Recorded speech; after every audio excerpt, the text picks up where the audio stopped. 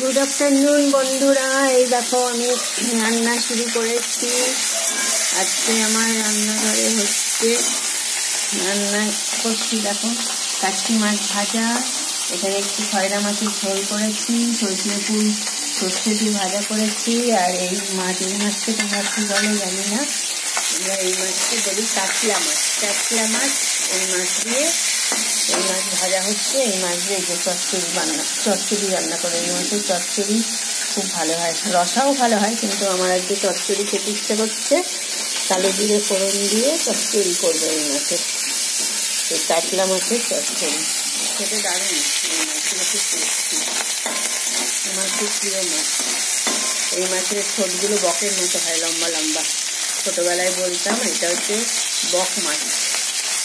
তখন তো নাম জানতাম না, তখন ছোটো করে বলতে মনে থাকতো না নাম, বলতাম এটা বক মাছ। যেহেতু লম্বা লম্বা ঠোঁট, বলতাম বক মাছ। এই হচ্ছে সেই মাছ ভাজা হচ্ছে।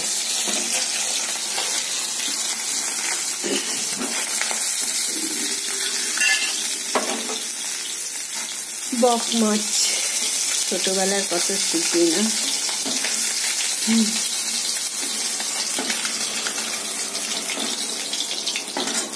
মাছ ভাজা হয়ে গেল। এইবার হচ্ছিল একটু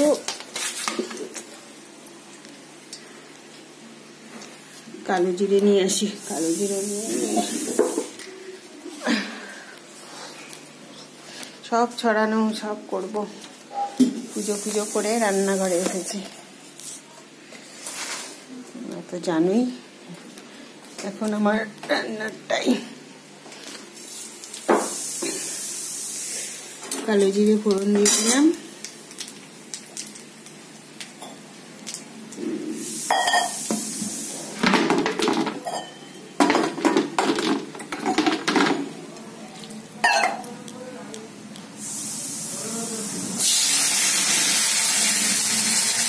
এর মধ্যে দিয়েছি চচ্চড়িতে আলু দিয়েছি, কোয়াশ দিয়েছি, একটু কোয়াশ দিয়েছি, একটু আলু দিয়েছি, কোয়াশ আলু, আর দিয়েছি তোমার মূলো। এই দেখো কোয়াশ আলু মূলো, একটু পেঁয়াজ আর একটু বেগুন আর কাঁচা লঙ্কা, এই দিয়ে একদম আমি চচ্চড়ি বানাবো। আর ভাত রেডি করে রেখেছি, ভাতে জল দিয়ে রেখেছি, একটু পরে বসাবো। ঠিক আছে,